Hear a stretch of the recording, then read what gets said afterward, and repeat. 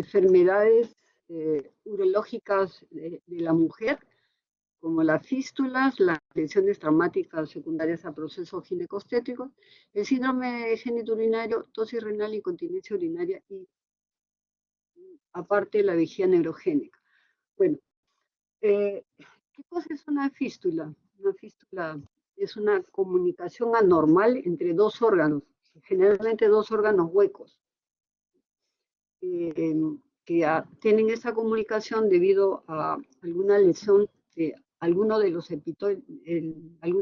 epitelios que perfora al otro, permite el paso del contenido de una cavidad a otra. En la mayoría es por intervenciones quirúrgicas y ginecostétricas, pero también puede deberse a patologías inflamatorias como divertículos del colon, que pueden estar infectados, se pegan a los órganos huecos más frecuentes, la vejiga y el recto, y producen este tipo de fístulas perforando la vejiga, o también por procesos neoplásicos. La clasificación es según el órgano de origen, ¿no? Ocurre generalmente cuando es quirúrgico, entre los 7 a 21 días de realizada esta cirugía. Y los signos y síntomas son variables. De repente hay aparición de orina por la vagina, o heces por la orina también. Como ven ustedes, las fístulas se dividen en relación al origen de los órganos, ¿no? Puede ser uroginecológicas, uroentéricas y urovasculares. Cuando hay fístulas, ¿no? Fístulas de la arteria sobre el uréter generalmente, el intercruzamiento de las arterias ilíacas. Entonces, hay muchos factores de riesgo intraoperatorio. Previamente, por ejemplo, puede haber lesión vesical, puede haber lesión uterina, una previa cesárea, endometriosis, que es una enfermedad muy común, las infecciones pélvicas, las enfermedades infecciosas pélvicas, también la radioterapia pélvica. Igualmente, la fístula vésico-vaginal es la fístula más adquirida, ¿no? Más comúnmente en el aparato, en el tracto urinario. Las causas más frecuentes son las lesiones durante la cirugía pélvica, las ginecológicas, en un 82%. Igualmente, pueden ser como consecuencia de neoplasias del aparato genital hacia el urinario. La radioterapia también puede aparecer en tiempo corto o después de muchos años también. La radioterapia puede producir eso, aparición de fístulas después de muchos años de realizar la radioterapia. El trauma obstétrico también, cuando el trabajo de parto es muy prolongado, o cuando hay generalmente una desproporción cefalopélvica. Y en relación también a estas fístulas, la histerectomía que más frecuentemente produce estas fístulas es la histerectomía abdominal, porque también se puede hacer la histerectomía vaginal. ¿Cuáles son los mecanismos que se producen, por los que se produce esta comunicación? A veces se lesiona la vejiga inadvertidamente, cerca a la zona donde se va a extraer el útero.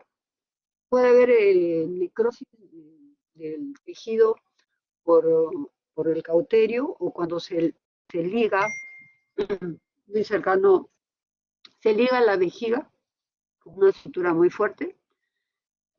También hay mucho sangrado, ¿no?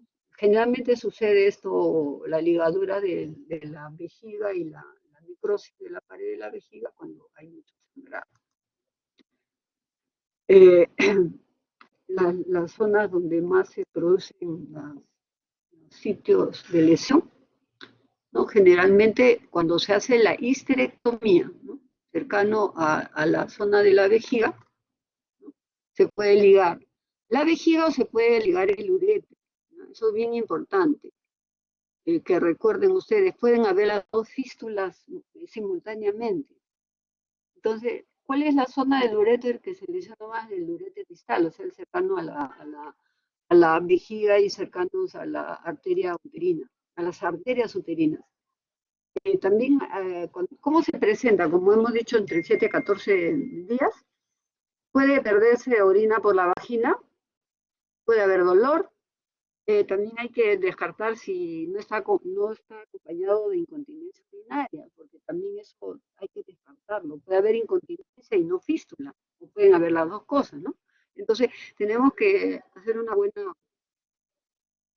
evaluación o haciendo un examen vaginal con el espéculo para localizar el tamaño, el número de orificios o fístula, si hay inflamación o infección local, también si hay otras patologías asociadas, como mucha atrofia, prolapso, también la profundidad y la amplitud de la vagina es muy importante para ver cómo vamos a solucionar estos casos. Miren cómo acá se forma en la zona de acá, en la parte superior está la uretra, y esta zona de orificio es una fístula vésico-vaginal. En esta zona, en la foto del lado derecho, es una fístula de la uretra, cercana al cuello y la vejiga. Ese es el orificio de la uretra y la fístula está en el cuello de la vejiga. También es importante para cuando hacemos estos exámenes hacer una endoscopía, o sea, una revisión endoscópica de la vejiga para ubicar la localización que está cercana a los meatos ureterales, que está retrotrigonal o está en el trígono. Las características de la fístula son importantísimas para saber en cuánto tiempo vamos a solucionar este problema. Se llama orificio inmaduro porque hay en esta zona hay una especie de tejido no muy cicatrizado a diferencia con el de abajo. El de abajo se le llama maduro porque significa que ya hay una cicatrización de esta comunicación para poder hacer el reparo. Si se hace un reparo muy temprano, se puede abrir mucho más este orificio. Entonces hay que evaluar todos estos aspectos. Si ha sido operada, el paciente operada por un tumor, hay que ver si hay recidiva o invasión de tumor en la zona del orificio fistuloso. Hacemos la endoscopía con un citoscopio, endoscopía vesical o citoscopía se llama.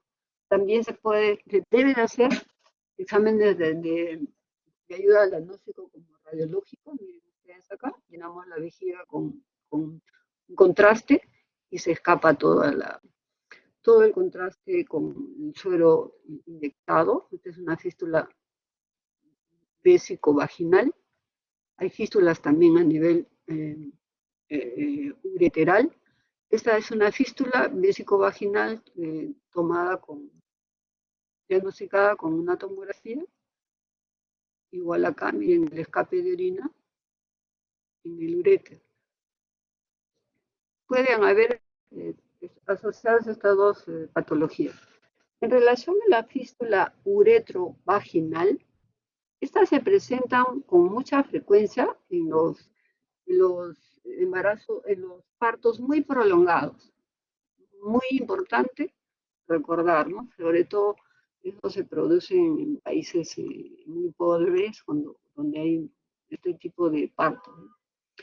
Y también una de las causas frecuentes de esta fístula es iatrogénica, quizás sea la causa más frecuente, debido a cirugías a nivel de la uretra, cuando se operan divertículos o cuando se hacen cirugía de prolapso, se puede lesionar la uretra y producir este tipo de fístula, más o menos un 45%.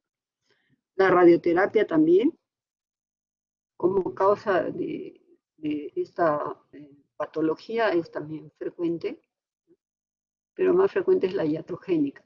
Miren ustedes, esa fístula, aquí está el meato uretral y la fístula. Y tenemos que hacer una endoscopía. Miren, esta fístula tan pequeñita que se nos puede pasar, ¿no? Si no hacemos un examen exhaustivo. Este es el cuello de la vejiga está al fondo, en la parte inferior, por un punto que se le ha dado en el tratamiento de un prolapso, le ha provocado esta fístula. En general, ¿cómo vamos a hacer estos manejos una vez hecho el diagnóstico? Tiene que haber un órgano que no esté infectado, una paciente con una nutrición adecuada, hay que hacer un drenaje adecuado. Una vez hecho el diagnóstico, como primera alternativa, si hay un orificio menor de 1,5 cm, ese orificio se puede cerrar solamente colocando una sonda de permanencia. Eso se puede producir, ¿no? El cierre de esta fístula si es que tiene menos de 1 centímetro y medio. Se espera más o menos unas 6 semanas con sonda y en un alto porcentaje de pacientes esta fístula se puede cerrar. Si es más pequeño, inclusive se puede hacer una electrofulguración alrededor del orificio y también esto puede cerrar si es más pequeño. De lo contrario, ya se tiene que hacer cirugías por vagina o por vía suprapúbica. Más o menos, les vuelvo a mencionar, el reparo tiene que hacerse después de las 6 semanas, si no se cierra con la sonda, en orificios menores de 1,5 centímetros. Y las fístulas por radioterapia se tiene que esperar que pase más o menos 12 meses de iniciada la fístula, por la cantidad de inflamación que hay en estos tejidos. Entonces hay que hacer una adecuada exposición del tracto fistuloso, liberación de la zona del orificio y remover cuerpos extraños, cierre de la pared, de la mucosa de la vejiga. Primero se cierra la vejiga, luego se cierra la vagina. La vejiga en un plano vertical y la vejiga en plano horizontal, para que no haya posibilidad de apertura o de recidiva de la fístula. Entonces, esto es importante que se mencione, ¿no? Como cultura general, ¿no? Aquí ya les menciono, a veces cuando hay fístulas muy grandes se pueden hacer colgajos de tejido vascularizado tipo músculo o parte de aumento del intestino, cuando son fístulas recidivadas. Entonces la meta del tratamiento es cese rápido de la fuga urinaria y un retorno completo a la función vesical con prontitud, ¿no? Cuando es un reparo por vía vaginal y es pequeño, se puede hacer por vía vaginal. Ya les dije cómo se hace el cierre. Se deja la sonda un mes y se ve que hay buen cierre, ¿no? Cuando son fístulas pequeñas y retrotrigonales. Muchas veces cuando son recidivas ya tenemos que hacerlo a cielo abierto y por vejiga. Una liberación amplia de la pared de la vagina, se cierra la pared de la vagina y luego la vejiga. Bueno, la vagina, cuando la vagina es muy amplia y el tracto es en la parte posterior, por detrás de la barra interior. Y abdominal, cuando son fístulas muy grandes, múltiples o cuando son recidivadas.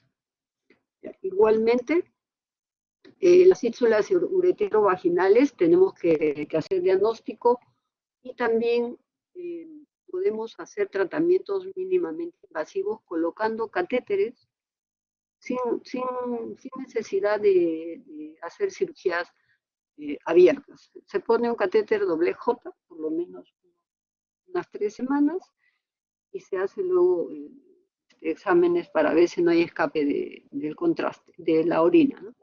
Y también el uréter se puede lesionar, ya sea ligándolo o quemándolo, ¿no? A veces se liga y se produce una obstrucción, no solamente fístula, ¿no? Entonces es muy importante que cuando un cirujano entra a las cirugías cercanas al uréter, cuando opera tumores, es bien importante que coordine con el cirujano urologo para colocarle un catéter previamente, un catéter para evitar lesión del uréter. O si, por el contrario, él puede colocar un catéter en la cirugía a cielo abierto, si ya no tiene tiempo de llamar al urólogo, colocar un catéter dentro del uréter para no lesionar. Eso es bien importante, para no lesionar el uréter. Tiene que haber si hay lesión, una viabilidad para que se cierre término terminal, el drenaje adecuado. Siempre se tiene que poner un catéter para que no haya fuga de la orina. Y se puede hacer también reimplantes hacia la vejiga dependiendo de las lesiones, ¿no? Miren ustedes acá una lesión de uréter en la cual se quedó la paciente con estenosis, se le ha hecho una dilatación y se le coloca un catéter J. Con este catéter J se puede producir cierre de estas fístulas, ¿no? Entonces vamos al siguiente tema. Siguiente. Vamos a hablar sobre el síndrome génito urinario de la menopausia.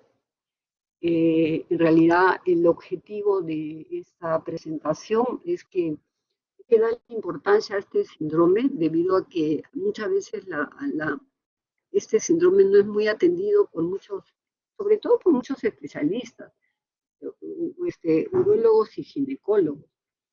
La calidad de vida en la mujer perimenopáusica o posmenopáusica se altera con la disminución de la producción de estrógenos y otras hormonas, ¿no?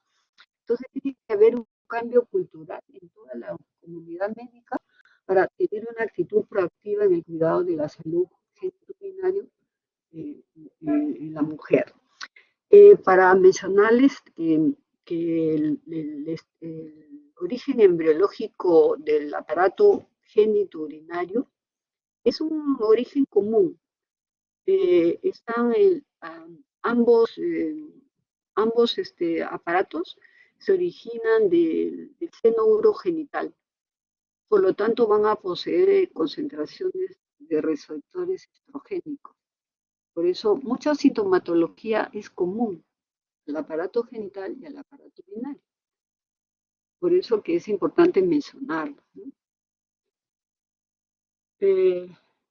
Tienen orígenes comunes, hay receptores en la uretra, en el trígono de la vejiga y también en la musculatura. Eso está demostrado, que hay receptores tanto estrogénicos, androgénicos y hay progesterona. Hay un desarrollo embriológico común, ¿no? del seno urogenital. La vagina y la uretra y los labios y la vejiga.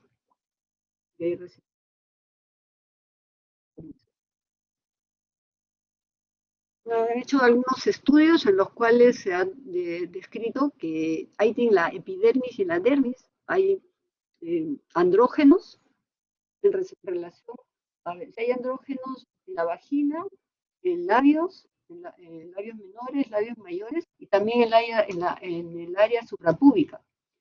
Y en relación a estrógenos hay en la vagina, en labios menores, labios mayores, pero no en el área suprapúbica.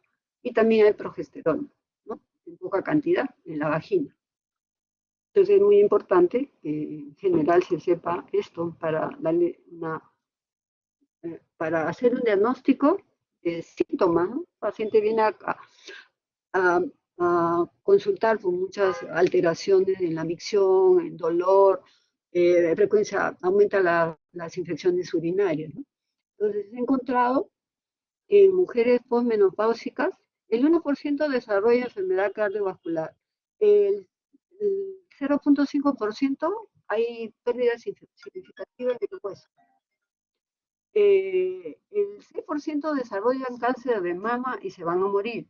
El 3% van a hacer cáncer de endometrio. El 5% va a tener atrofia urogenital y un 50% van a tener síntomas. ¿Diferente? Gracias. Entonces, miren lo importante que es este cuadrito en el que se ha hecho todo este estudio, ¿no? ¿Qué importancia tienen los estrógenos o la disminución de los estrógenos? ¿No? Porque ya comienza a disminuir la producción de estrógenos, entonces van a ver todos estos cambios que existen en el aparato urogenital en la mujer. Hay síntomas y signos, ¿no? Por estos cambios de disminución de esta producción de estas hormonas. Hay atrofia, tanto en labios mayores, vestíbulo, introito, uretra. Hay síntomas, sequedad, ardor, falta de lubricación, urgencia, disura y incontinencia. Aparece la incontinencia también, la falta de estrógeno. Y cómo se ve las mucosas, ¿no? Una mucosa de una persona joven y de una persona ya adulta, adulta mayor, ¿no? Que va a producir todos estos cambios y síntomas también. Miren ustedes cómo cambia la zona bulbogenital, ¿no?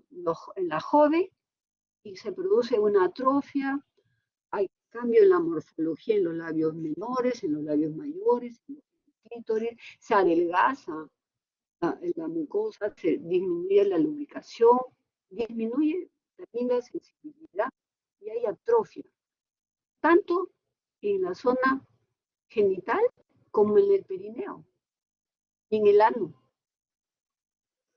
Igualmente, en la vulva va a disminuir el flujo sanguíneo, disminuye el vello pubiano, hay pérdida de tejido elástico, hay disminución del flujo sanguíneo y también el tamaño se acorta de la vagina, ¿no? Pierde elasticidad, resistencia, y vamos a ver un fluxograma de lo que sucede en los componentes de todo el aparato genital, ¿no? Disminuye los vacilos de Oberlin, se altera el pH, ¿no? Disminuye el colágeno.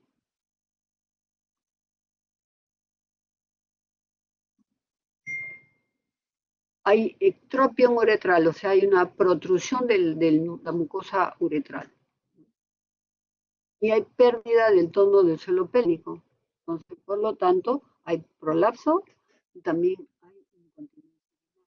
Todo esto conlleva, toda esta atrofia conlleva que haya dolor en las relaciones sexuales, hay una dispareunia, ¿no?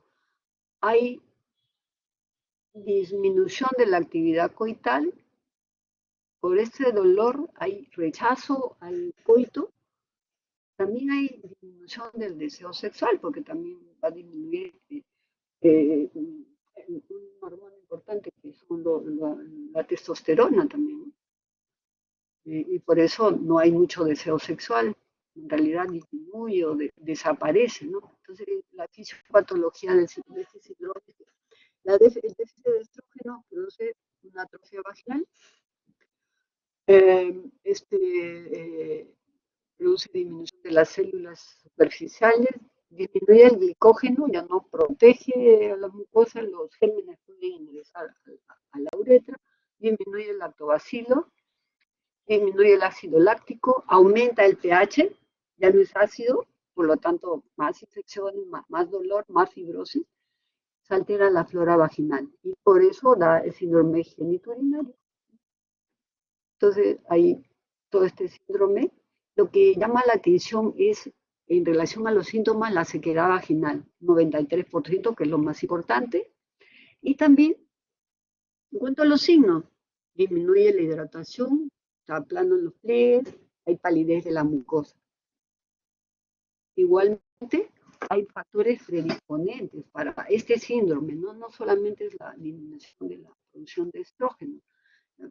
Pueden haber otras alteraciones, ¿no? Amenorrea, los deportistas, ¿no? Que hacen actividades donde hay mucho roce y si no se lubrican bien, va a haber más alteración. Quienes han sido sometidas a radiación externa, dependiendo del tipo de parto también. El uso de anticonceptivos que han utilizado, ¿no? También. Si hay reacciones alérgicas, inflamatorias en la zona genital, también va a producir mayor alteración por disminución de los estrógenos. Y si hay pacientes que tienen problemas endocrinos, con mucha más razón va a haber mayor alteración en toda la sintomatología. Y si hay traumatismos o alteración de toda si han sido operadas, entonces también se produce mayor sintomatología de esas pacientes. ¿Qué es lo que podemos hacer nosotros en este síndrome, no? Puede haber un tratamiento hormonal y un tratamiento no hormonal, porque no todas las pacientes pueden recibir estrógenos, ¿no? Entonces podemos dar un tratamiento no hormonal, cambios de estilo de vida, comer alimentos que tengan estrógeno, una mayor hidratación vaginal, lubricación vaginal también, y otras alternativas, como por ejemplo, ya les he dicho, la alimentación. Podemos ponerle láser y que el láser produce un aumento como produce, hace que se produce colágeno, mejora los niveles de tejido, ¿no? Y los diferentes tipos de estrógeno. Generalmente a las mujeres hay que ponerles estrógeno local para evitar el síndrome genitourinario. Esto revierte la atrofia urogenital, aumenta el flujo sanguíneo, aumenta el flujo vaginal, disminuye el pH vaginal también, disminuye los síntomas urinarios y sobre todo disminuye las infecciones urinarias, también la incontinencia. Hay muchas personas que, inclusive hay estudios que en los casos que no hay estrógenos que no se absorben, mujeres que no pueden recibir estrógeno. Y por último, este síndrome es un síndrome que debería ser un tema que día a día el ginecólogo o el uroginecólogo estén actualizados para dar una mejor calidad de vida a la paciente. Seguimos con la tosis renal, ¿no? ¿Qué cosa es la tosis renal? Normalmente el riñón tiene un desplazamiento, el riñón, sobre todo el riñón derecho, tiene un desplazamiento de más o menos entre 1 a 2 centímetros en posición de pie, ¿no? Hasta 5 centímetros. Ambos, pero más aún el lado derecho. Cuando se hace una inspiración profunda o se está de pie. La tosis es la exageración de esta capacidad de desplazamiento del riñón. No es una malformación, en realidad ya está esto estudiado, ¿no? Es una posición anómala que debe considerarse como una variante normal. Pero hay algunos casos que son extremos, ¿ya? Hay otros que no, los extremos sí, inclusive hasta se deben de operar, más que todo por el dolor que producen. Ahora, en realidad no es una patología patognomónica de la mujer, ¿no?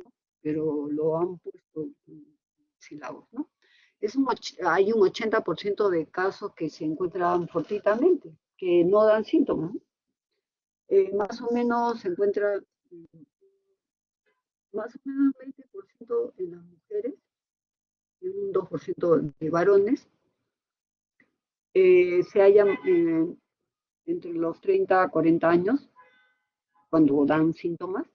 Tiene mayor incidencia en el lado derecho, más o menos 70% sobre el lado izquierdo, y a veces también puede presentarse en forma bilateral, hasta en un 20%. Ahora, el descenso renal es dependiente del pedículo vascular. Cuando hay esta alteración, el pedículo vascular cae y hay un estiramiento. La arteria se adelgaza, disminuye aporte vascular, se puede producir hipertensión arterial por la isquemia y dolor. Esta es la razón por la cual esa patología puede dar dolor, ¿no? Entonces, cuando hay el paciente es característico, el síntoma que dice él o la paciente, al pararse tiene dolor y a veces tiene dolor severo, ¿no? Esa tosis al paciente al ponerse en decúbito dorsal mejora, eh, mejora totalmente el dolor. Este dolor es por la acodadura también del uréter, no solamente es el estiramiento del vaso arterial, sino sacó del uréter, hay trastornos circulatorios, está demostrado que en el pico del dolor hay una inclusive albuminuria, ahí puede haber hematuria por la por ruptura del fornix, pueden haber síntomas digestivos, náusea, malestar, porque el riñón se adhiere al intestino y da síntomas, ¿no? A este nivel, ¿no? Eh, a nivel intestinal o también biliar. ¿Cuál es en realidad la etiopatogenia? Buscando la bibliografía, nosotros también habemos visto unos 3 pacientes a los cuales han necesitado cirugía, ¿no? ¿Ya? Es provocado por el fracaso de los elementos de sostén. Hay una fijación renal que es dependiente de los tractos fibrosos y conectivos que se relacionan con la cápsula del riñón a la fascia perirrenal, sobre todo al tejido conectivo del músculo suave. Entonces se pegan estos tractos y hace que no se mueva. Pero cuando hay estos tractos laxos, se produce esa patología, ¿no? Entonces hay estos tractos que van a cubrir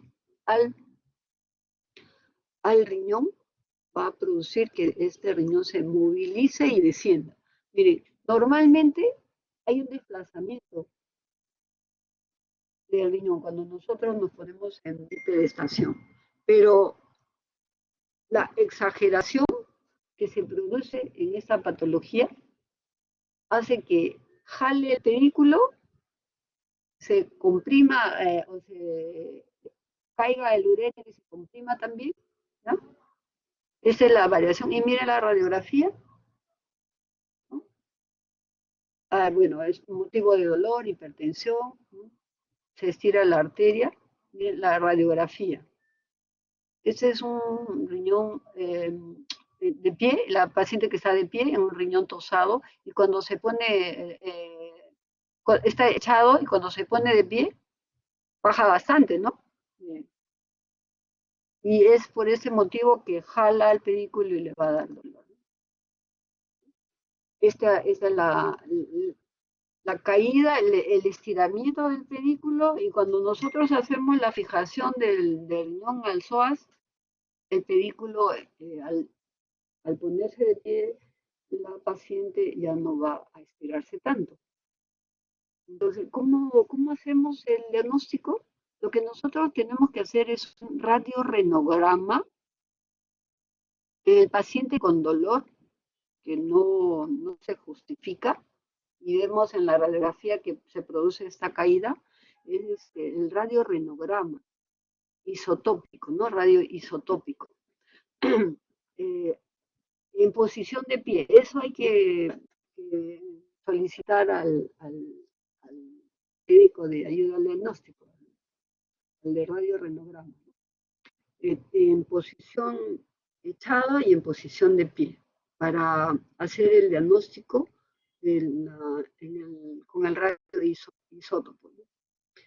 Entonces, cuando hacemos este diagnóstico, el tratamiento en pacientes que tienen dolor cuando se ponen de pie, dolor de hipertensión y cefalea, en esos pacientes hay que hacer el tratamiento, pero si no hay síntomas no se hace tratamiento, ¿no? Entonces, ¿qué se hace? Se hace una fijación de la fascia del riñón al músculo psoas, que puede ser por vía laparoscópica, generalmente se hace por vía laparoscópica, ¿no? Cuando hay el radiorenograma, en la que se elimina, y el radiorenograma en la que no se elimina tardíamente.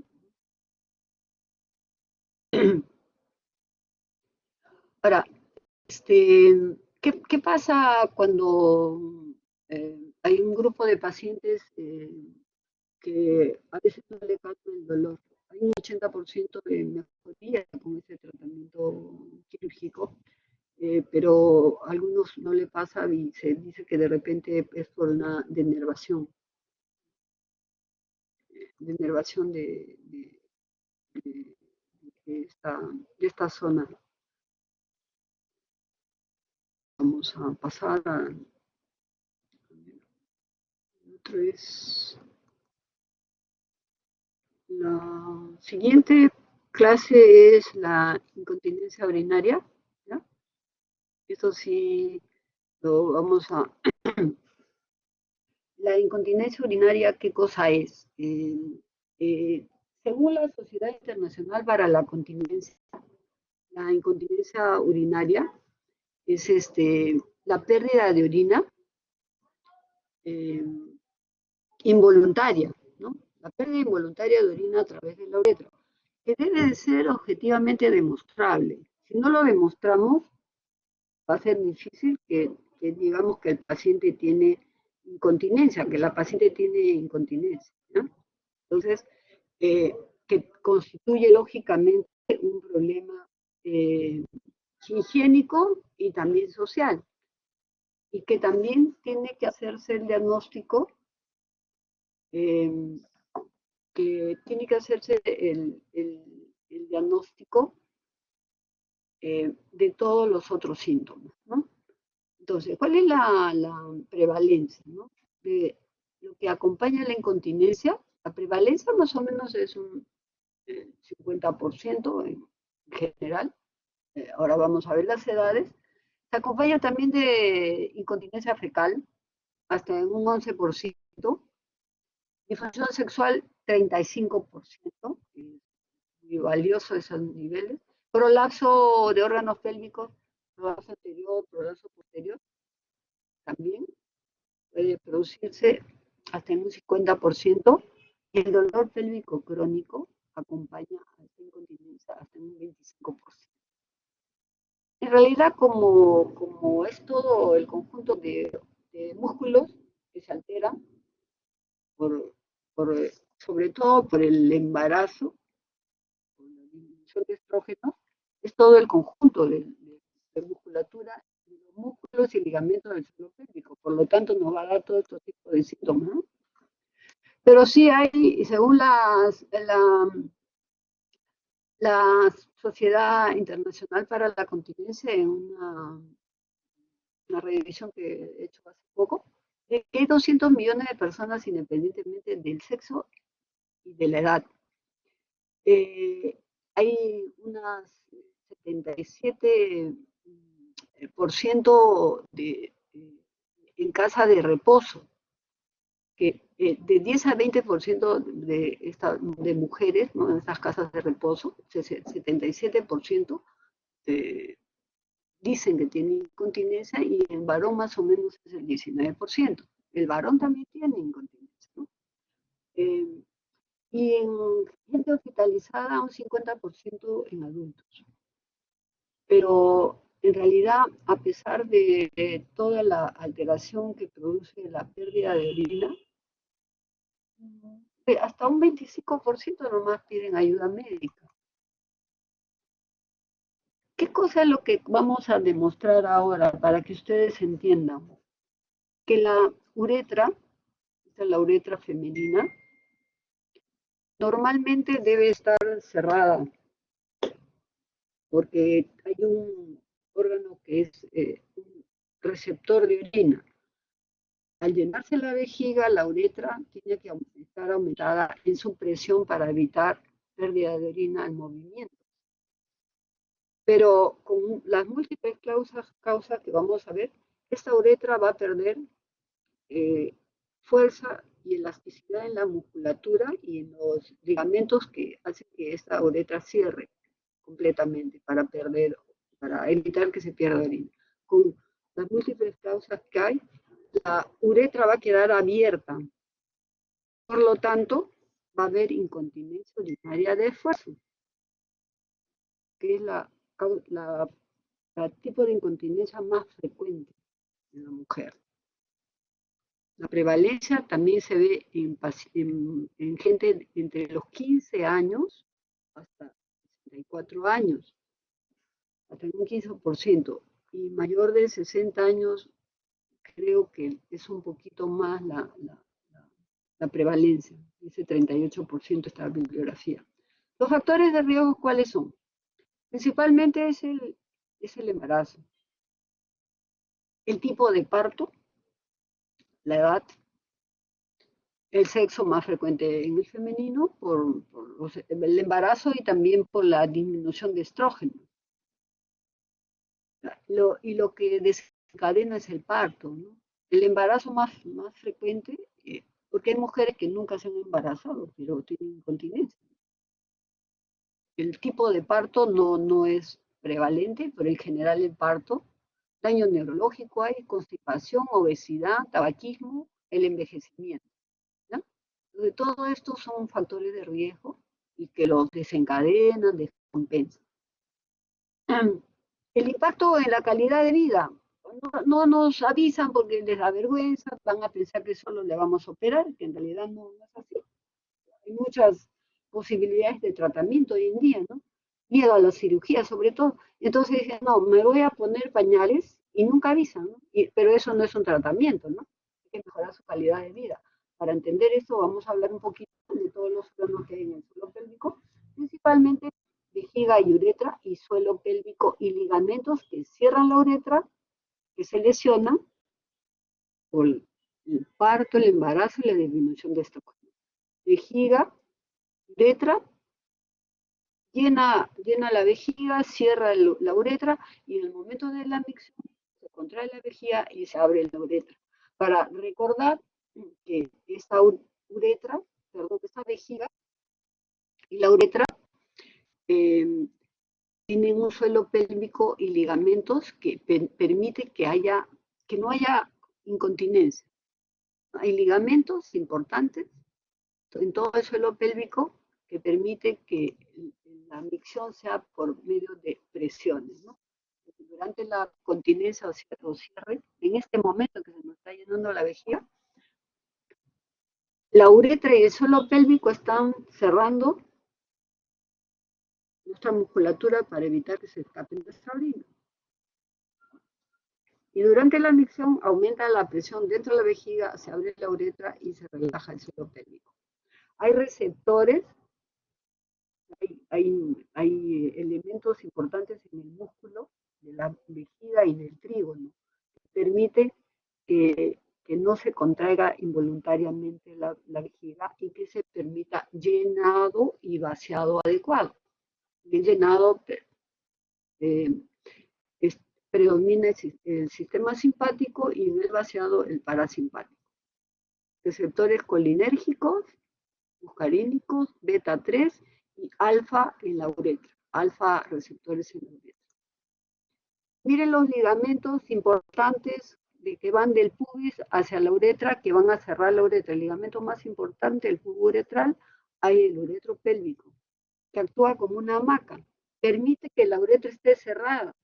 Por eso no se escapa la orina cuando uno hace movimientos durante el llenado de la vejiga. Y se ha demostrado que la parte más importante de la continencia en la mujer es la parte media de la uretra.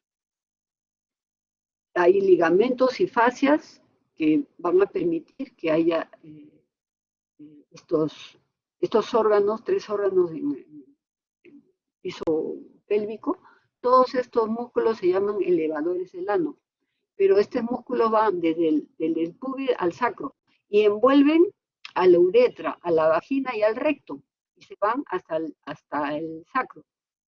Por lo tanto, son músculos fuertes que se alteran con la músculos y ligamentos, ¿no? Que se alteran con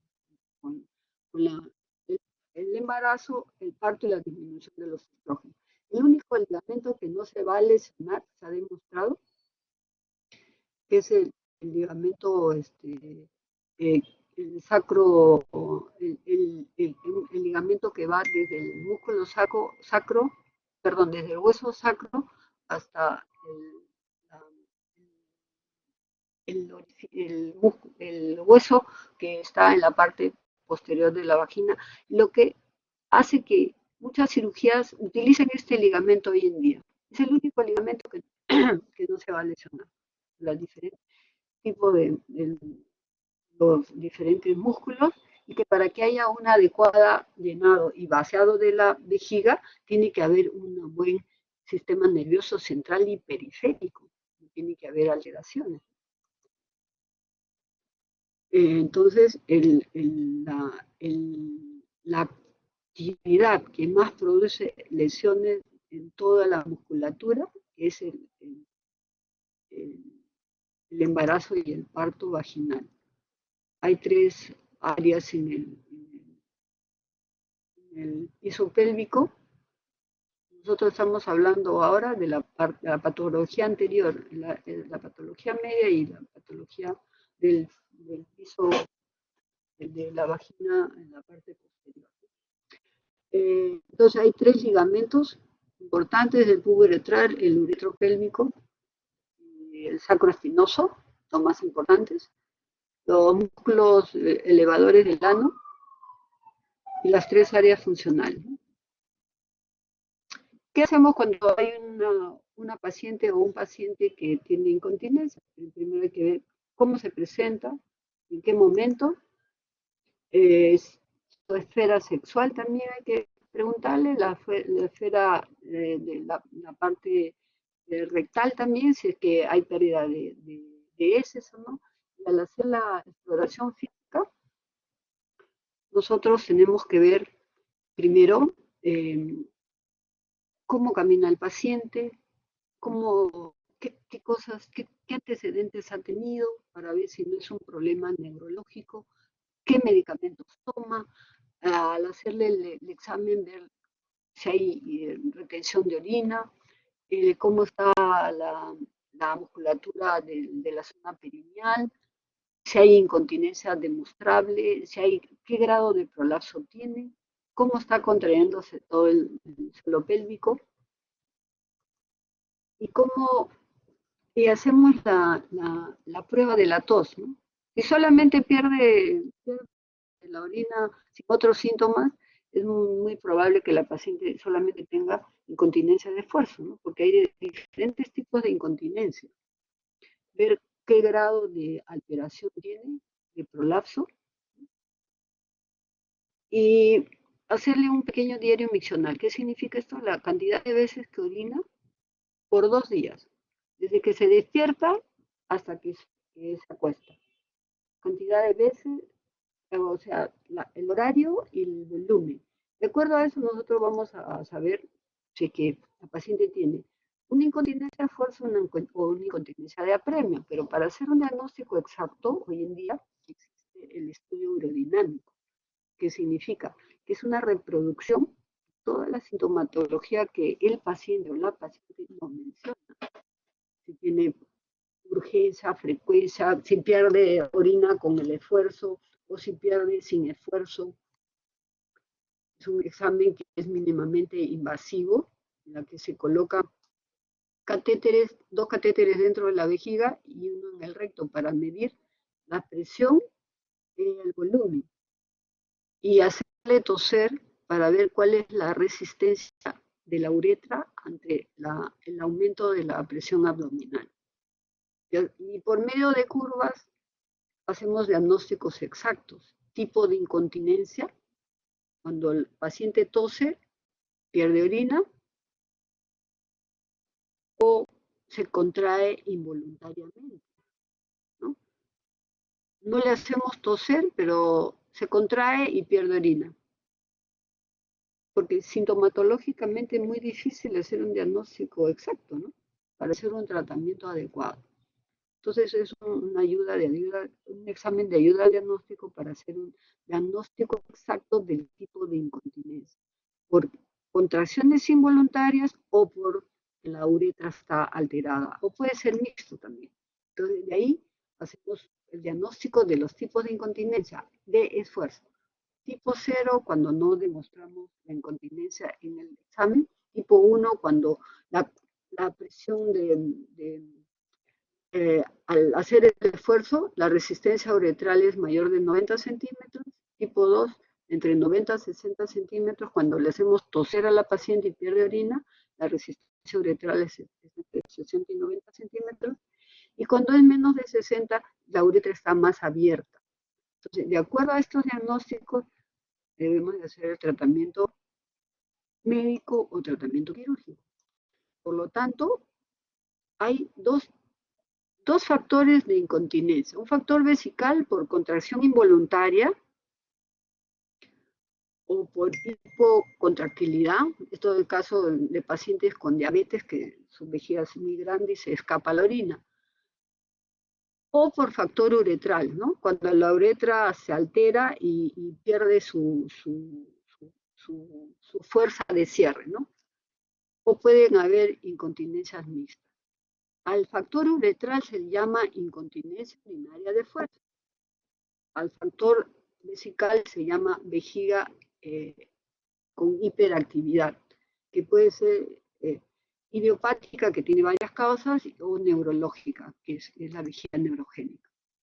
Bueno, estos son pacientes que tienen prolapsos, que se altera toda la musculatura, y muchas de ellas la vejiga está comprimida, la uretra está con compresión y no tienen incontinencia, pero cuando las operan del prolapso tienen incontinencia.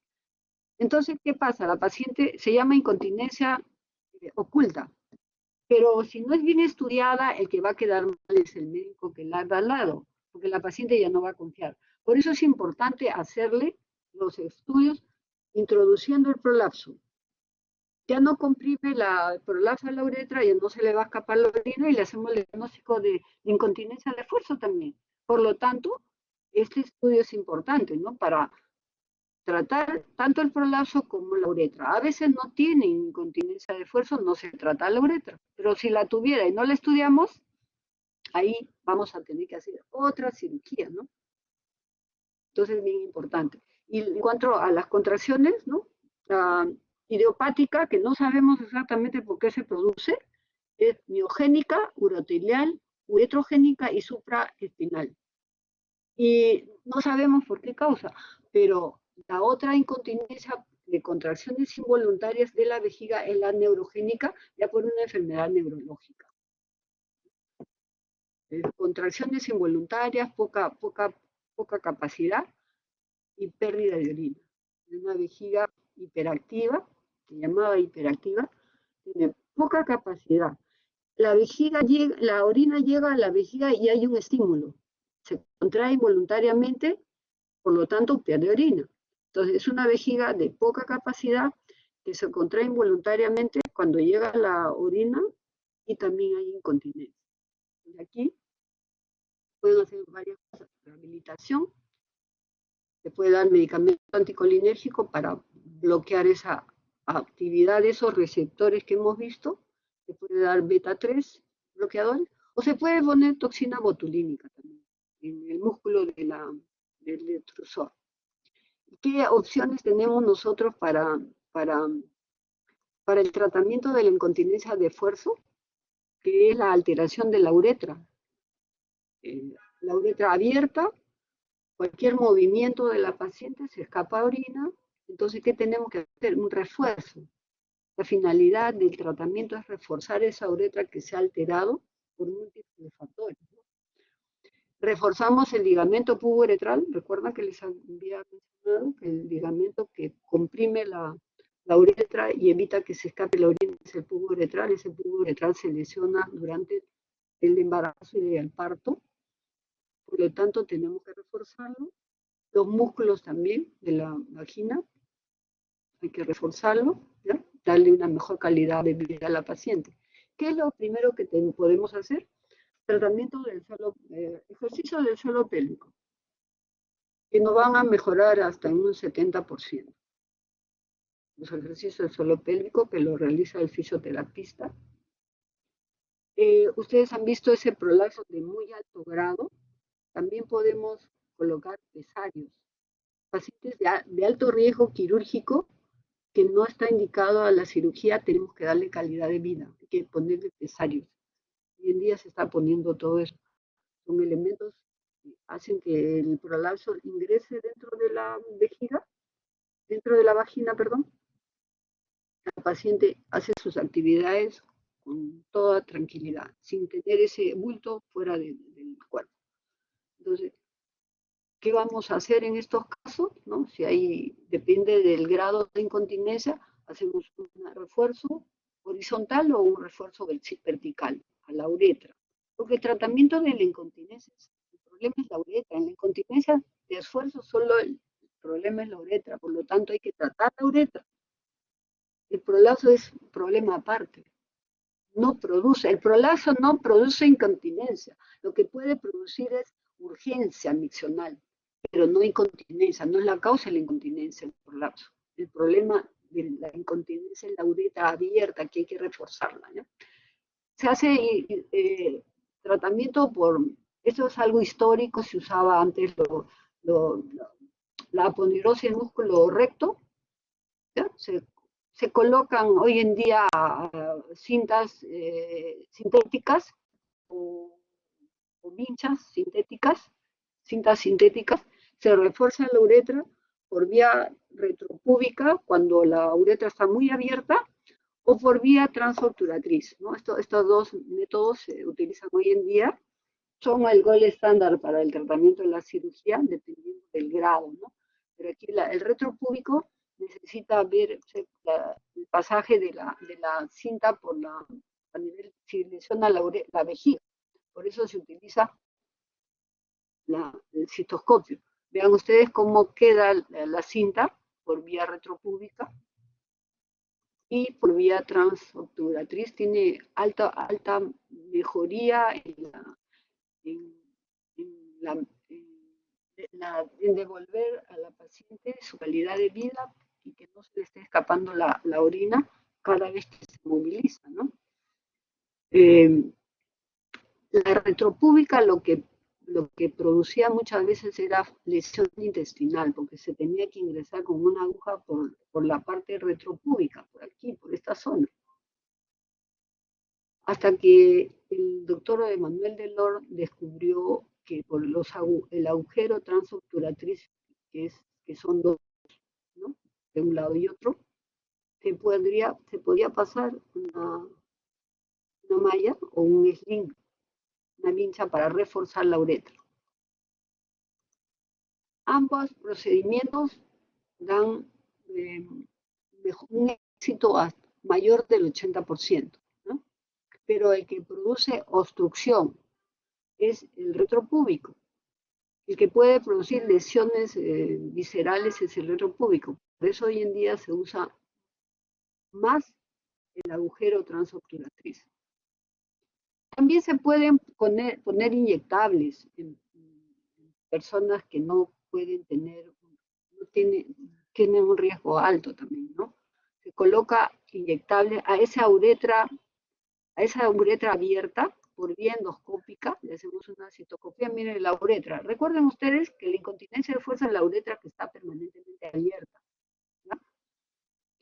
Entonces, por fuera de la uretra, pero nosotros viendo por vía endoscópica colocamos una sustancia con una aguja, se hace un abón, ¿no? Puede ser los polímeros que hemos visto, ¿no? Se puede poner el ácido hialurónico, se puede poner colágeno. Las células madre ya se han desechado porque ya se han hecho estudios y no da buenos resultados. ¿No?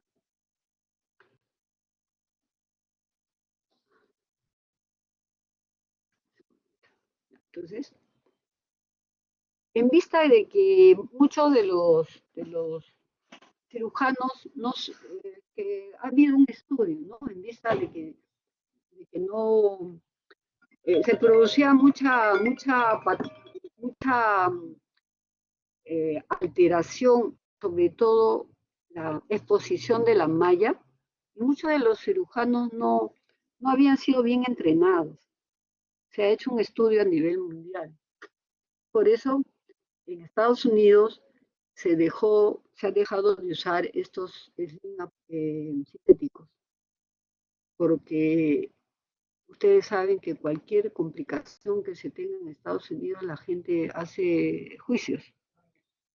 Inclusive le costó la fábrica de estas mallas a los dueños de una compañía americana, que prefirieron cerrar su fábrica que prefirieron perder millones a perder billones, ¿no? Entonces, se dejó de usar en muchos estados de Estados Unidos, pero en Latinoamérica y en algunos países de Europa todavía se utiliza con buenos resultados, ¿no? Pero la principal causa fue que no se entrenó bien los médicos. Porque, ¿qué pasaba? El propagandista o el médico te regalaba el video, pero no te decía, hay que entrenarlo. Te regalaba el video y la mayoría veía el video y aprendía con el video, ¿no? Según los estudios que se hicieron, ha sido una de las causas de que se deje de utilizar Sling en algunos países. Y se ha vuelto a usar la poneurosis, ¿no?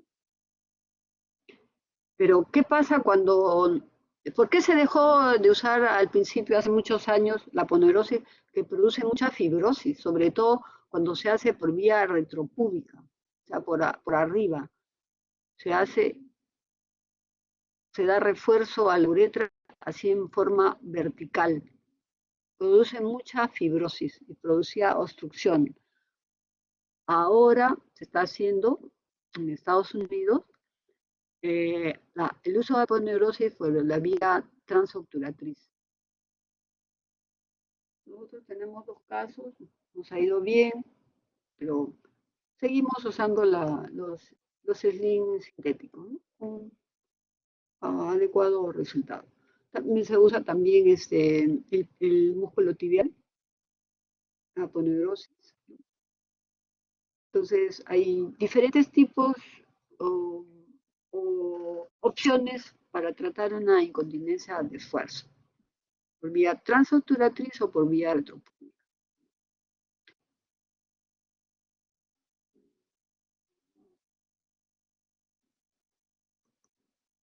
Y por último, vamos a hablar sobre la vejiga neurogénica.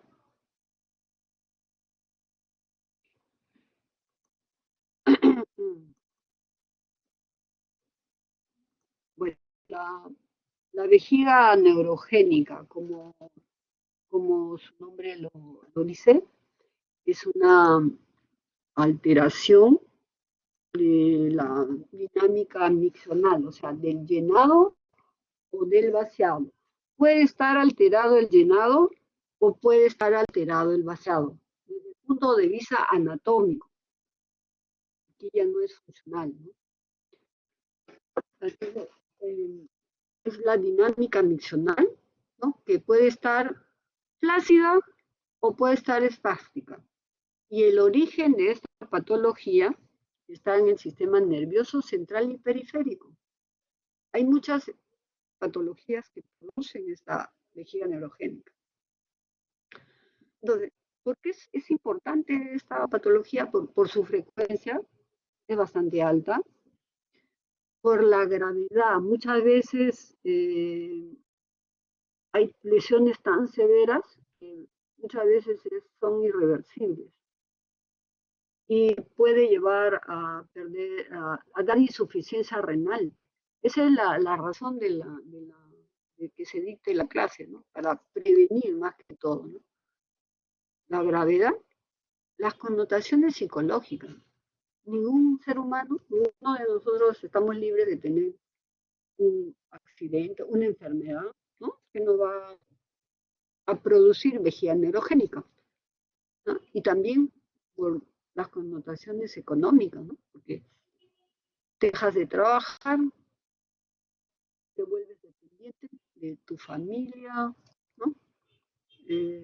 Porque una persona que no se puede valer por sí misma, pues tiene que tener algún acompañante, ¿no?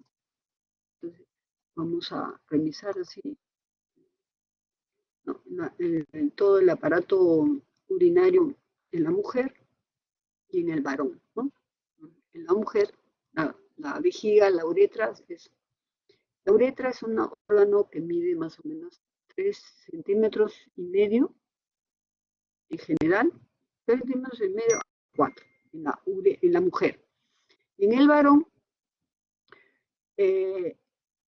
tiene dos uretras, ¿no? La uretra anterior, que también tiene dos partes, la uretra peniana, que es la que se ve, la que se mueve, y la uretra vulvar, que está a nivel del escroto.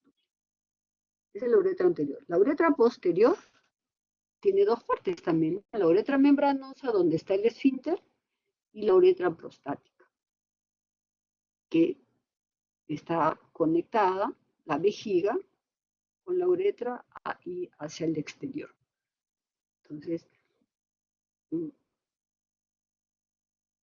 la actividad, todos estos órganos están en el suelo pélvico, ¿no? Hemos visto la actividad, los receptores.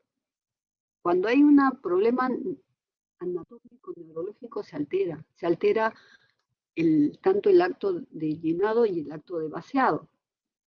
Se altera definitivamente. Están los receptores, el sistema autonómico, el sistema voluntario, el esfínter, porque orinamos voluntariamente. Evacuamos la orina voluntariamente. Pero cuando se altera, la orina ya se convierte en involuntario, ¿no? Entonces, está muy ligado al sistema nervioso S2, S4, principalmente, y a nivel central, ¿no? El llenado y el vaciado. Por encima de S2, S4, por encima, hay un centro ordenador de la micción. Cuando está bien, no hay ningún problema en el llenado y en el vaciado. El S2, S4, cuando hay lesiones por encima, decimos que es una lesión de primera neurona. Ojo, es bien importante. ¿Por qué? Porque las lesiones de primera neurona nos van a provocar contracciones involuntarias del detrusor y muchas veces disinergia del esfínter. ¿Qué quiere decir eso? Que la vejiga, al contraerse a alta presión, muchas veces no va a poder eliminar la orina porque el esfínter se va a volver disinérgico, se va a cerrar. Y eso va a producir altas presiones en la vejiga, en el uréter y en el riñón. Por lo tanto, lesiones de la primera neurona pueden llevar a la insuficiencia renal. Por eso es importante que nosotros como médicos protejamos el riñón o el tracto superior a estos pacientes.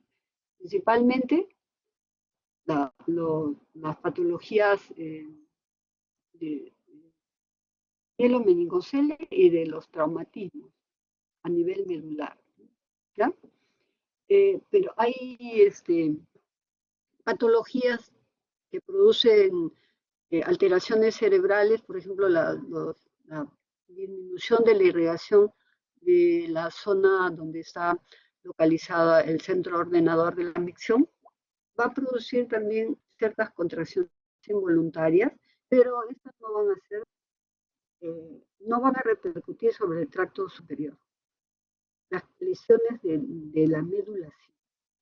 Lesiones por debajo de S2 no van a producir alteración o daño del tracto urinario superior. Lo que producen es una vejiga hipotónica, que no puede muchas veces evacuar la orina.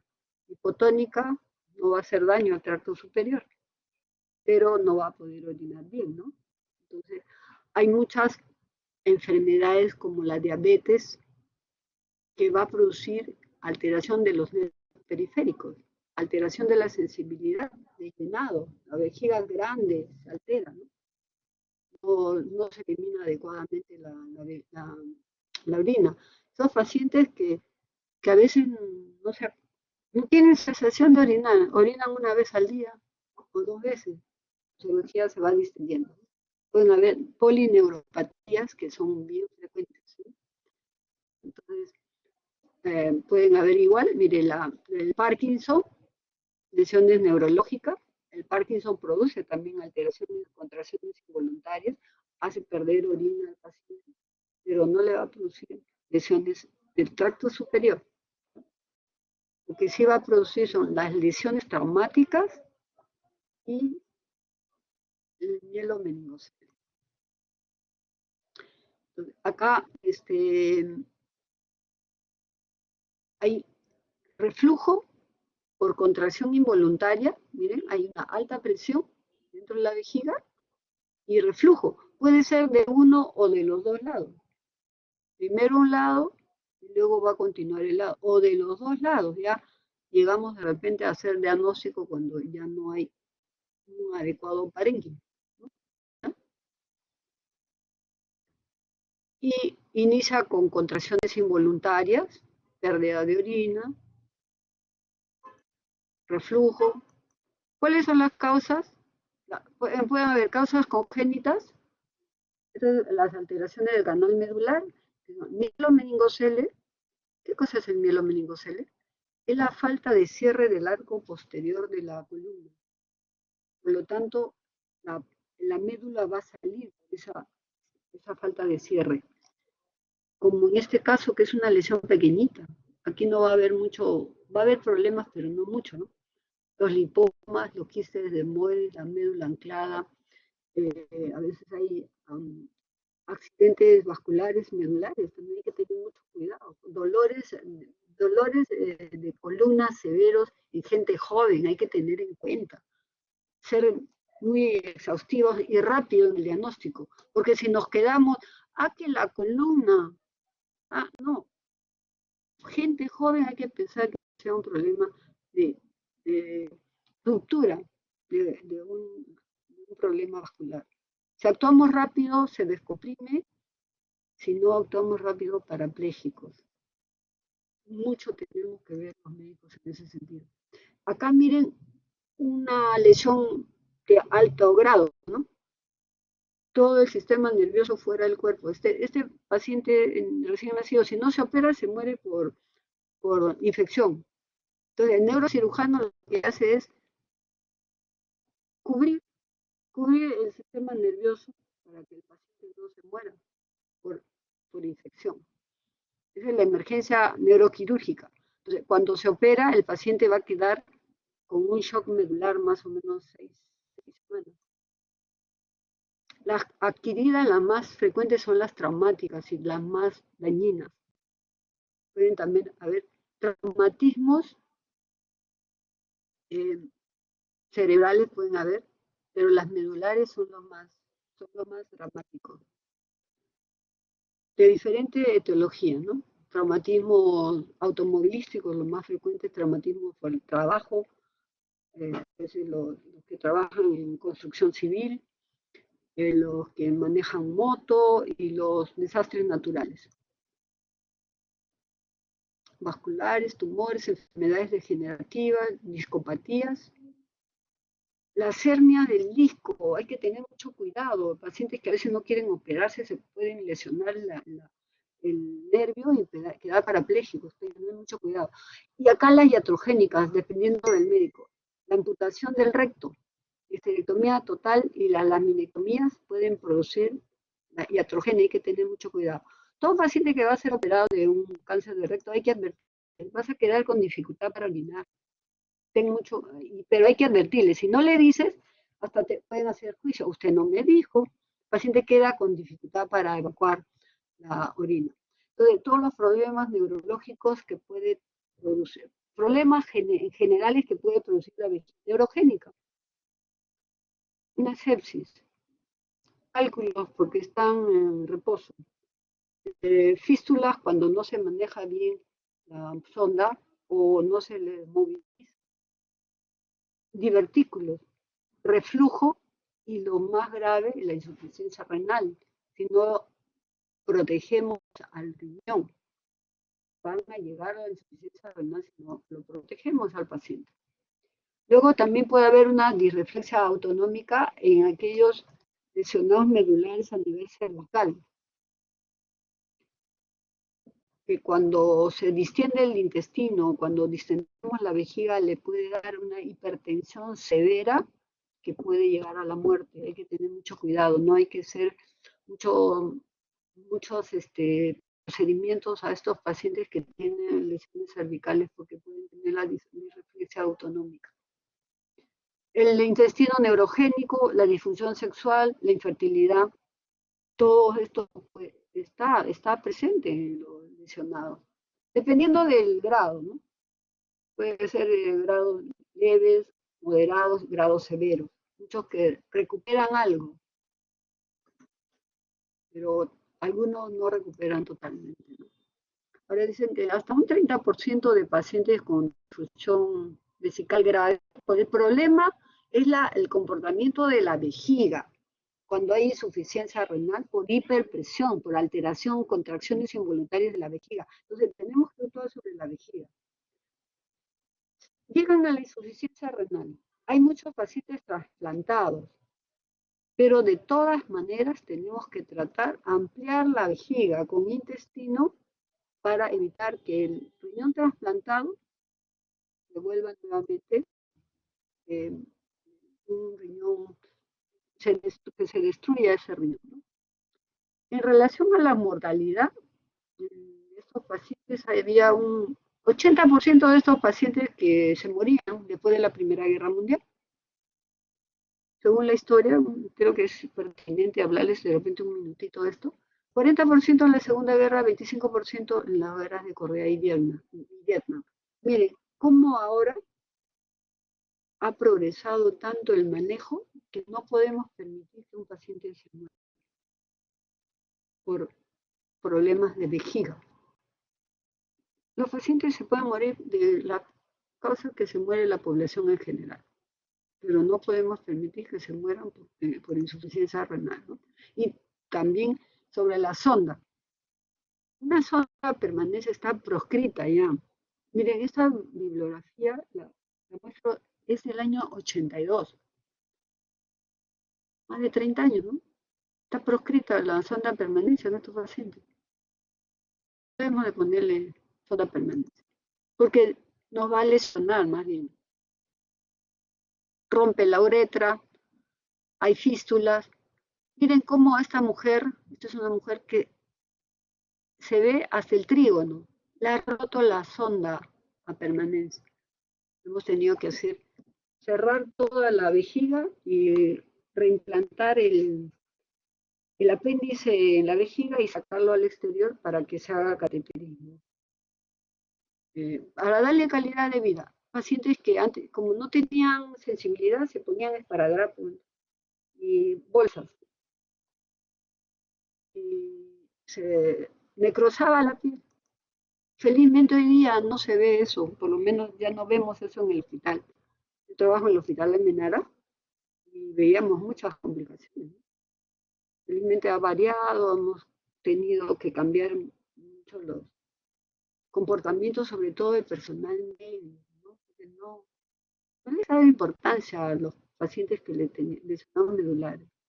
Ponle la sonda y que se vaya a su casa, te decían. Bueno, podemos mejorar todos estos casos, ponerle piel, darle calidad de vida. El sexo en el parapléjico debe continuar. Ahora hay terapia por vía oral. ¿Cómo hacemos la evaluación urológica para diagnosticar temprano una alteración del tracto superior? Un examen simple, no necesitamos exámenes sofisticados. Una ecografía renal, urea creatinina, ¿ya? Porque el diagnóstico exacto es el estudio urodinàmico, o sea, la presión dentro de la vejiga. Ese niño que nace con un mielomeningocele, después que pasa el shock medular, después que le han operado la médula, que son 6 semanas, más o menos a los 2 meses de edad, 2 meses hasta 3 meses, ya se le puede hacer medición de la presión dentro de la vejiga. Y al papá, a la mamá le diagnosticamos el futuro, ¿no? Ese niño tiene presiones altas o presiones bajas, ¿no? Ese niño va a ser insuficiencia renal o no lo va a hacer, pero hay que cuidarlo y hay que darle educación a los padres, educación al personal médico, ¿no? Urea creatinina, y si vemos que haya hidronefrosis, ahí podemos darle anticolinérgicos y cateterismo, como vamos a ver. El estudio aerodinámico es importante, ¿no? Porque presiones mayores de 40 centímetros van a producir daño al tracto superior. Si tiene menos de 40, tenemos que prevenir que se vuelva 40. Si tiene 40, tenemos que dar medicación, tenemos que dar cateterismo intermitente, uso de drogas, o tenemos que revertir. Muchas veces se revierte la hidronefrosis, se revierte muchas veces con ese tratamiento. A veces podemos usar toxina botulínica, inyectar dentro de la vejiga para bloquear esa hiperactividad. El problema es la hiperactividad, la hiperpresión de la vejiga. Cuando el paciente no tiene mucho dinero, no tiene un seguro o vive en provincia, si se va a provincia sin hacerle nada, si le decimos cateterismo, no van a tener plata, le hacemos ampliación de la vejiga con intestino. No hacíamos hace mucho tiempo, pero depende del caso. Ampliamos la vejiga con intestino para disminuir la presión y que el paciente se haga cateterismo intermitente. Esa es la finalidad, ¿ya? Diagnóstico urodinámico es importante, es una presión del detrusor normal, pero miren esa presión hasta de 80 centímetros. ¿Cuánto era lo normal? Muchachos, ¿se acuerdan? ¿Quién me dice? Lo normal, de la presión de la vejiga llenado. A ver, uno de mi grupo, se gana una buena nota. Bueno. No, nadie. Ya, bueno. Entonces hay fármacos que van a actuar en el detrusor, en el trígono y en el esfínter, aumentando y disminuyendo la actividad. Eso sí es bien importante que ustedes sepan, ¿ya? Ahora, ¿cuáles son los objetivos, ¿no?, del tratamiento temprano? Es prevenir el daño del tracto urinario superior. Se va a aumentar, se va a mejorar el llenado, la acomodación, ¿ya? Evitar la distensión vesical. La distensión vesical hace que los vasos se alteren y entren gérmenes. Por eso hay que hacer cateterismo intermitente. Le damos anticolinérgicos, bloqueamos la actividad, pero tenemos que ayudarle colocándoles cateterismo. Mejor, evitar la infección y también evitar la impactación fecal. Empezamos desde neonato, ¿eh? Miren, el tratamiento al niñito se le da anticolinérgico, a los padres se les enseña a hacer cateterismo intermitente. El seguro le da todos estos, le da catéteres, cada 3 meses se les da. Luego, si no mejor, o sea, hay pacientes que son refractarios a ciertos medicamentos, se le pone toxina botulínica, que va a bloquear la actividad del letrozol, pero el efecto es corto, ¿no? Y es caro. El cateterismo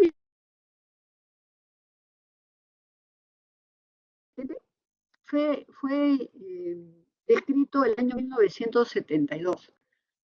Han pasado más de 50 años, sigue siendo el método más importante para estos pacientes. El cateterismo intermitente. Colocarle un catéter Nelaton en la vejiga cada 8, cada 6 horas. Si se ha creado hace más de 50 años y lo seguimos usando, quiere decir que es un buen método, ¿ya? Entonces, cateterismo intermitente nos va a evitar elevados residuos, nos va a evitar daño del tracto superior, que es lo más importante, ¿ya? Antes hacía un catéter por día, pero ahora último ha cambiado, se hace un catéter por vez para evitar infección. Si es 3 veces al día un catéter, se bota. Solamente se lava con agua y jabón, nada más, solo agua y jabón. Y disminuye la incidencia de infección y de insuficiencia renal. En las lesiones cervicales sí hay que hacerle talla vesical, porque va a ser difícil. Se lesiona a veces la uretra, ya la contraindicación sería una lesión uretral, ¿no? Permite actividad sexual, beneficios psicológicos, elimina el residuo, ¿no? Hasta en 85% de mejora en estos pacientes. Esto no es muy importante, pero para que vean, eso para los residentes. Cada cuántas veces tenemos que hacer. Cuando hay residuo de 200, solo 12 horas. Cuando hay 100, ya no se hace ningún residuo. Ningún cateterismo, perdón. Paciente, niño que se hace solo su autocateterismo, ¿no? Hay también tratamiento fisioterapéutico para mejorar la actividad muscular, porque está muchas veces contraído, ¿no? Hay que enseñarles nuevamente a orinar, hay electroestimulación, ¿ya? Pero tiene baja mejoría. Luego, para el almacenamiento, esto como una cultura general nomás, si están interesados, lean al doctor Anthony Atala. Es un peruano, urólogo que vive en Estados Unidos, que está duplicando, hace mucho tiempo duplica vejigas. La NASA le ha puesto varios ayudantes para que duplique válvulas aórticas. Creo que él va a ser el próximo ganador del premio Nobel de medicina. Es espectacular el doctor. Sencillo. No ha dejado de hablar español, porque uno va 2 meses y se olvida del español. Él se ha ido a los 17 años. Bueno, la ampliación de la vejiga con intestino muchas veces da complicaciones de disturbio hidroelectrolítico, solo como cultura general. Antes hacíamos a todos los pacientes cuando no teníamos medicamentos, pero como cultura general, ¿no? Utilizamos el hilio, lo abrimos, cerramos y ampliamos la vejiga. Para los pacientes que no tienen dinero y se van a provincias. Y cuando ya tienen insuficiencia renal se hace con estómago, la ampliación vesical. ¿No? Lo ideal es el uréter. Si hay un uréter grande, ya no produce moco. Pues esa es la finalidad, ¿no? Cuando un paciente tiene dificultad de evacuar la vejiga, hay medicamentos. El clorhidrato de betanicol. Son pacientes con hipocontractilidad. O también se hace el cateterismo intermitente cuando no hay, porque no hay, en el Perú no hay este medicamento. Se hace el cateterismo intermitente cada 6 horas. Yo tengo un ex alumno ha tenido un problema y él hace años toma el clorhidrato con buen resultado. No lo compra acá, lo compra afuera. ¿Ya? Luego, cuando hay incontinencia, cuando hay lesión del esfínter, se puede reforzar la uretra con las cintas o poner un esfínter artificial. Ahora, bien importante, por favor, todos ustedes que van a ser médicos, el tratamiento de la infección urinaria que no tiene síntomas no se trata. Un cultivo positivo en estos pacientes va a ser frecuente. Son gérmenes que no hacen daño. Se forma una microbiota ahí, ¿no? Son inquilinos del paciente, pero no le va a hacer daño. No se trata. Solamente se trata la infección cuando hay síntomas, ¿no? Luego la impactación fecal también se trata, porque hay pacientes que no hacen deposición 10, 15 días. Lo que se hace en estos estreñimientos pertinaces, se coloca el apéndice, se cala la piel, se pone un catéter con unos 300 de suero, se limpia el intestino totalmente, el intestino grueso. Es el edema anterógrado. En casos específicos nomás, ¿ya? Luego es importante mencionar que la FDA aprobó un estimulador o neuromodulador sacro con excelentes resultados. Esto hace que se establezca la función vesical, intestinal. Más del 70% de pacientes tienen resultados satisfactorios a 5 años. ¿Ya? ¿Qué hace esto? ¿Qué se hace? Se coloca un chip especial, un neuromodulador, por eso se llama, en la raíz sacra. El paciente maneja este neuromodulador y puede movilizarse, puede miccionar o puede hacer deposición. En ciertos casos nomás, ¿no? Ahora, esos son los avances que hay hoy en día y es una realidad. En nuestro país ya se han puesto 4 más o menos, ¿no? Lo que pasa es que son caros, ¿no? No se pone cualquier persona, ¿no? ¿Cuáles serían los mensajes de esta clase? Por favor, para que lo tengan en cuenta. Que las patologías de riesgo de hacer insuficiencia renal terminal son dos, principalmente dos. El mielomeningocele y el traumatismo vértebro-medular de primera neurona. Ojo, el mielomeningocele puede lesionar alta o baja, pero muchos llegan a la insuficiencia renal y muchos no lo hacen, ¿ya? ¿Cuál es el diagnóstico ideal para medir sobre todo la presión dentro de la vejiga? El estudio aerodinámico, que nos va a medir la presión exacta. Pero si no tenemos ese paciente que tiene pérdida de primera neurona, con incontinencia, hay que darle anticolinérgico y hacerle cateterismo intermitente, ¿no? Anticolinérgico, si es refractario, se da beta bloqueador 3, cateterismo intermitente, puedes hacer rehabilitación. Si hay gente que tiene dinero para colocarse toxina botulínica y evitar los medicamentos, porque hay muchos que no toleran los medicamentos, se puede poner toxina botulínica. Por último, a los pacientes que viven en provincias o que no tienen mucho dinero, se puede hacer ampliación vesical, porque por el costo del tratamiento a largo plazo. ¿Con qué finalidades? En primer lugar, evitar insuficiencia renal, darle calidad de vida al paciente. Darle calidad de vida significa que no se orine, que no se moje, ¿no? Que no se haga una deposición en cualquier lugar. Y que tenga una aceptable relación sexual también. Bueno, si hubiera alguna pregunta, por favor. Tenemos 31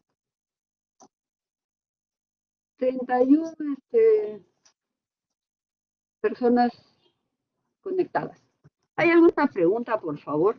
Todavía nos faltan 4 minutos.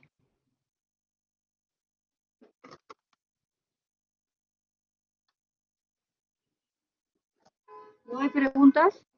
En todo caso, yo les agradezco su atención. Por lo menos han estado con la computadora prendida, ¿ya? Y mañana también nos vemos. Mañana tengo nuevamente clase con ustedes, ¿sí? Ya, muchas gracias. Nos estamos viendo. Gracias, doctora. Chao. Que les vaya bien. Cuídense. Un abrazo, que les vaya bien. Chao. Gracias, gracias. Chao.